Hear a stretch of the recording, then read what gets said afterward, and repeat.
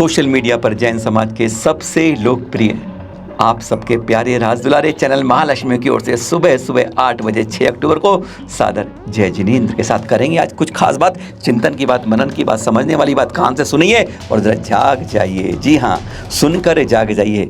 आजकल ऐसा देखा गया है, बहुत प्रतिष्ठाएं हो रही हैं, बहुत जगह प्रतिमाएं रखी जा रही हैं, पर कुछ जगह प्रतिमाओं में देखा है कि वहाँ कोई दिगंबर साधु संत होते नहीं हैं। प्रतिमा विराजमान हो गई, पूजनीय हो गई, वंदनीय पूजा कर रहे हैं। तो क्या बगैर दिगंबर संतों के भी अब प्राण प्रतिष्ठाएं, मूर्तियां सूर्य मंत्र की दी जा रही हैं? दी तो जा रही हैं, पर क्या वह पूजनीय वंदनीय बन पाती हैं? क्योंकि आगम में कहीं इस बारे में थोड़ा उल्लेख नहीं दिख पाया। एक समय था जब दिगंबर संतों का अभाव सा हो गया था, तब भट्टारक जो पीछे वाले थे ना, तब वह प्रतिष्ठाएं करते रहे। यह तो सुना भी है, इतिहास भी कहता है। तब वह अपने को दिगंबरत्व रूप में लाकर वस्त्र उतारकर वह प्रतिष्ठा करते थे भट्टारक जी। ऐसे लोग, यह भी जानकारी आती है। पर आगम में कहीं यह नहीं आया कि प्रतिष्ठाएं विद्वान और पंडित करने लगे।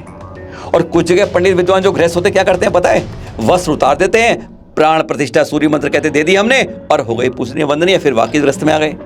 तो क्या इस तरह की एक नई परंपरा जो चल रही है कुछ वर्षों से और अब ये काफ़ी देखने में लगी है, तो क्या ऐसा ही है? क्या हमारी ये प्रतिमाएं बगैर साधु संतों से सूर्य मंत्र दिए जो दिगंबरत्व रूप में है, ये वंदनीय हो सकती हैं? सुनते हैं निर्यापक श्रवण सुधा सागर जी महाराज से, जो करते हैं इसका स्पष्ट खुलासा। जिस मंदिर में गुरुओं का प्रवेश वर्जित हो, जिस मंदिर में मूर्ति में सूर्य मंत्र गुरु से न दिलाया गया हो, वे मंदिर मूर्तियां स्टेचू हैं, बिना दर्शन के खा लेना, लेकिन ऐसी मूर्ति का कभी दर्शन मत करना। वो पाषाण की मूर्तियां हैं। आगम में स्पष्ट उल्लेख लिखा है कि मूर्ति का सूर्य मंत्र दिगंबर मुनि मुद्रा में ही होगा। अब जिस समय मुनिराजों की अभाव था उत्तर भारत में, उस समय भट्टारक लोग सूर्य मंत्र देते थे दिगंबर मुद्रा में। उनके हाथ में पिछी होती थी, आजीवन पिछी, वस्त्र उतार देते, मुद्रा दिगंबर होती थी। और दूसरी बात, उस समय मुनि महाराज थे नहीं, मजबूरी का नाम महात्मा गांधी। आज तो मुनि मुद्रा है, उसके बावजूद भी गृहस्थ पंडित, बाल ब्रह्मचारी हो चाहे कर्मचारी हो चाहे कैसा भी हो, एक धागा भी जिसके पास है वो सूर्य मंत्र देने का अधिकारी नहीं। पंडित वस्त्र उतार के सूर्य मंत्र देता है, किसी भी आगम में नहीं लिखा कि गृहस्थ वस्त्र उतार करके सूर्य मंत्र दे सकता है, कहीं नहीं लिखा। वस्त्र उतार के सूर्य मंत्र कपड़े में दे नहीं सकता, कपड़े उतार के दे नहीं सकता।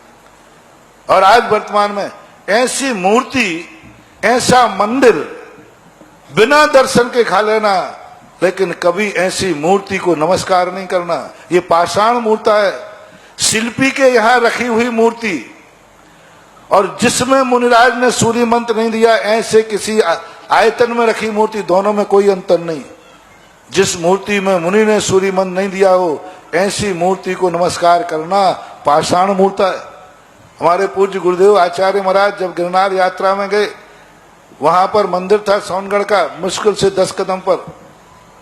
दर्शन करने की बात श्रावकों ने पूछी, बोले भगवान हो तो दर्शन करूं, वो तो स्टेचू है। आचार्य श्री वंदना करने नहीं गए। और हमारे आचार्य श्री ने आज तक शायद कहीं किसी ऐसी मूर्ति को कभी नमस्कार नहीं किया जो मूर्ति वर्तमान में मुनि होते हुए भी किसी गृहस्थ पंडित ने सूर्य मंत्र दिया।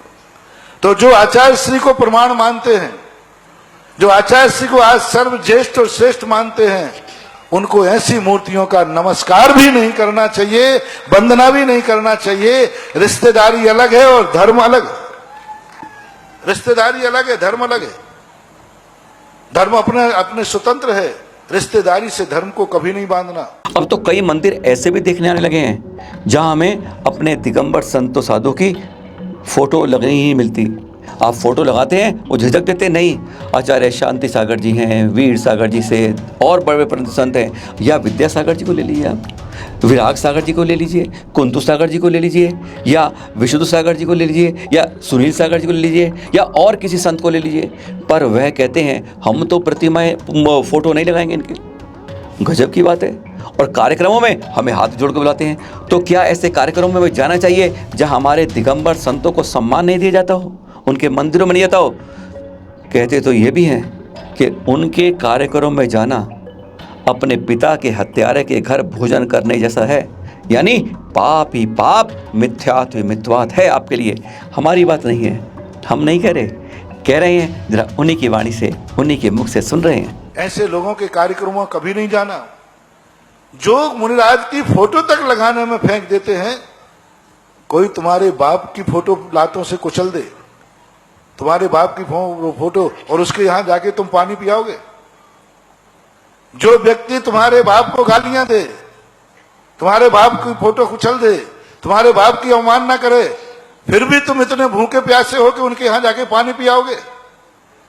जो तुम्हारे गुरु को नहीं माने, तो तुम्हारी गुरु की आराधना नहीं करे, निंदा करे, फोटो तक नहीं लगावे, ऐसे पंच कल्याणकों में, ऐसे मंदिरों में पानी भी पीने जाना उनके यहां, समझ लेना अपने बाप के हत्यारे के यहां भोजन करने के बराबर है।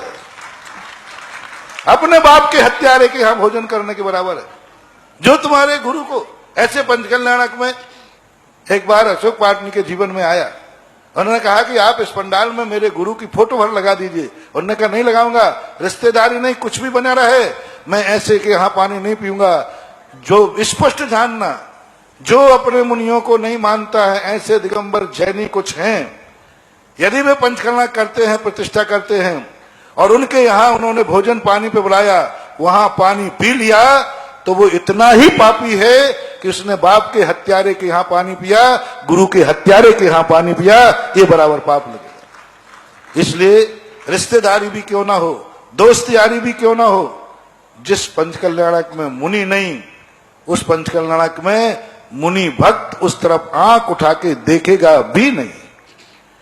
तुम उनके यहां रिश्तेदारी भजाने चले जाते हो, तो वो तुम्हारा भी तो रिश्तेदार हुआ। जिस पंचकर्मा मुनिराज आते हैं, तो क्या वो रिश्तेदारी के बहाने तुम्हारे यहां आ जाते हैं? कुछ समझे आप?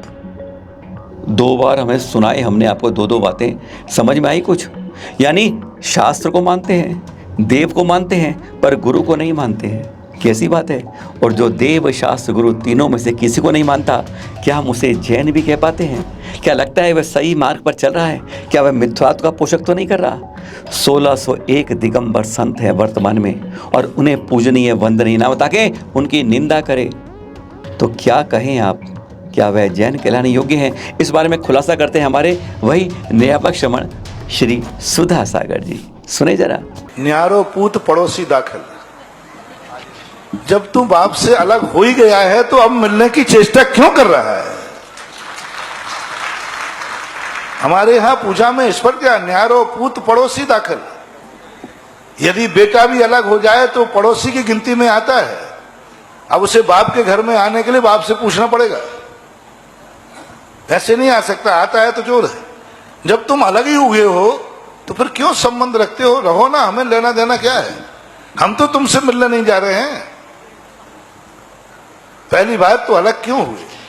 देव, शास्त्र, गुरु से अलग होने वाला व्यक्ति अपना भाई भी क्यों ना हो, अपना ब्याई जी भी क्यों ना हो, उससे रिश्तेदारी तोड़ देना चाहिए।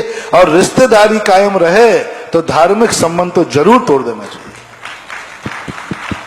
पहली बात तो जो मेरे देव, शास्त्र, गुरु को नहीं मानता और आगम कह रहा है, उनसे ये पूछो कौन से शास्त्र में लिखा है कि पंचम काल में मुनि नहीं होते हैं? कोई भी, एक भी व्यक्ति, बच्चा भी, बूढ़ा भी, कोई भी लाकर के मुझे दिखा दे कि पंचम काल में मुनि धर्म नहीं है। उज्ज्वल कुंद कुंद भगवान ने स्पष्ट लिया, पंचम काल में, पंचम काल शब्द दिया, अरे दुष्सम काले, पंचम काल के, दुष्सम काल के 3 वर्ष कम 15 दिन प्रमाण भावलिंगी संत सदा इस पृथ्वी पर रहेंगे। आज तक एक दिन भी कम नहीं हुआ, सदा से रहे, क्षेत्रांतर हो सकता है। जब आगम के अनुसार स्पष्ट उल्लेख है, जो अकेले देव को मानता है वो मिथ्या दृष्टि, जो अकेले शास्त्र को मानता है वो मिथ्या दृष्टि, जो अकेले गुरु को मानता है वो मिथ्या दृष्टि। जैन दर्शन के अनुसार वही मंदिर पूजने योग्य है जहां देव, शास्त्र, गुरु तीनों को बराबर आराधना की जाती है, यथा योग। अब गजब की बात, जो हमारे दिगंबर संतों को नहीं मानता है, यानी हमारे दिगंबर संतों से तकरार रखता है, उनसे हमारा कैसे भाईचारा बन पाता है। अगर हमारे गुरु से तकरार है तो क्या भक्तों को भी तकरार रखनी चाहिए, उनको समझाना नहीं चाहिए, या हम उनके साथ मिलके जब बात करते हैं तो क्या मिथ्यात्व का पोषक नहीं करते हैं, खुलासा करते हैं। निरापक क्षमण सुधा सागर जी महाराज। सारे भारत के लिए संदेश है। जब उन्होंने अपना अलग झंडा गाड़ा है, वो दिगंबर मत है ही नहीं, वो तो कंजाइस्ट है। जैसे ईसा को मानने वाला ईसाई, ऐसे ही कांजी को मानने वाला कंजाइस्ट। अपन दिगंबर जो है ना, अपन और दिगंबर गुरु को मानने वाला दिगंबर, सीधी बात है। जो दिगंबर गुरु को माने वो दिगंबर, जो ईसा को माने वो ईसाई, और जो कांजी को माने वो कंजाइस्ट। तो कंजाइस्ट है, वो दिगंबर है ही नहीं, फिर वहां भोजन में कैसे जाना? वहां भोजन में जाने का अर्थ है अनायतन में जाना। नियम से मिथ्यात्व का दोष आएगा यदि ऐसा है तो। और यदि सब गुरु को मानते हैं, देव साध गुरु को, तो फिर कोई बाधा नहीं। वो तुम्हारे यहां आवे, तुम उनके यहां जाओ। फिर 1000 मंदिर बनाओ ना, मंदिर बनाने से क्या फर्क पड़ता है। लेकिन जब तकरार गुरु से है तो गुरु भक्त को भी तकरार मानना चाहिए, यहाँ रिश्तेदारी नहीं निभाना चाहिए। वादा करिए हमारे साथ, संकल्प जैनों का टूटे ना और कोई तीर्थ छूटे ना। जैन तीर्थ संरक्षण, जागरूकता फैलाएं और टुडे टी से पुरस्कार पाएं। आइए वर्षा योग के इन 4 माह को समर्पित कर दें पूरी तरह तीर्थों की सुरक्षा में, संरक्षण में, जागरूकता में। इस समय देश के अंदर लगभग 700 जगह पर चतुर्मास आयोजित हो रहे हैं। हमारा आप सभी से विनम्र अनुरोध है कि आप जो भी कार्यक्रम कर रहे हैं उसमें तीर्थ संरक्षण को जोड़ लीजिए, और जो भी जोड़ रहे हैं आप उसकी सूचना भी दीजिएगा, और हर को मिलेगा टुडे टी की ओर से गिफ्ट पैम्पर तथा प्रमाण पत्र भी। इन सब की सूचना आपको इस नंबर पर देनी होगी, जिससे आपको एक आईडी नंबर मिल जाएगा और आप इसमें जागरूकता में शामिल हो जाएंगे। नंबर से लिख लीजिए पहले आप 9717494975। और खास बात, दिल्ली और इसके आसपास 150 किलोमीटर की परिधि में, यानी हरियाणा में ले लीजिए, पश्चिमी उत्तर प्रदेश, पूर्वी राजस्थान, इन सब जगह में जितनी चतुर्मास आयोजक हैं लगभग 45, उन सब के लिए विशेष खास बात है। पर हाँ, आप लोगों को क्या करना क्या है इस चतुर्मास के दौरान। सबसे पहले तीर्थों की सुरक्षा के लिए, संरक्षण के लिए विभिन्न कार्यक्रम कीजिए।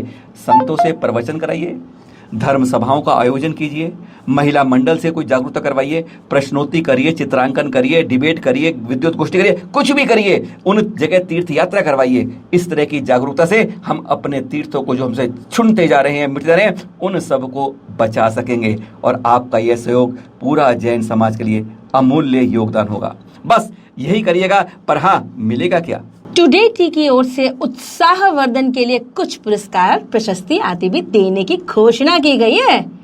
तो आइए जानते हैं 3 सर्वश्रेष्ठ को टुडे टी पुरस्कार करेगा। पता है क्या? पहला है अहिंसा पुरस्कार, जो 51,000 राशि का है। दूसरा पुरस्कार अनेकांत पुरस्कार 31,000 राशि का है। और तीसरा स्यादवाद पुरस्कार 21,000 राशि का। और साथ में प्रशस्ति पत्र तो है ही। शेष सभी चातुर्मास समिति को भी कुछ ना कुछ दिया जाएगा टुडे टी द्वारा, और वह है गिफ्ट हैम्पर प्लस प्रमाण पत्र। यानी दिल्ली एनसीआर नहीं, पूरे देश में कहीं आप हैं, आपको छोटी सी एक भेंट टुडे टी की ओर से अवश्य मिलेगी। और हाँ, निर्णय कौन करेगा? इसके लिए है निर्णायक मंडल, जिसमें अध्यक्ष है हमारे अखिल भारतवर्षीय दिगंबर जैन शास्त्री परिषद के अध्यक्ष डॉक्टर श्रेयांश कुमार जैन जी बड़ौद से, और साथ ही उनके साथ उपाध्यक्ष हैं इस कमेटी में डॉक्टर वीर सागर जैन, यानी लाल बहादुर संस्कृत विद्यापीठ के प्रोफेसर, जैन दर्शन के डॉक्टर वीर सागर जैन, जो फैसला करेंगे जो सभी को मान्य होगा। और हाँ, इस बार का समर्पण हमारे पूरे चतुर्मास का केवल जैन तीर्थ संरक्षण पर। कुछ ना कुछ नया करके दिखाएं, कहते हैं आगे बढ़कर हम कुछ काम करके कुछ दिखाएं।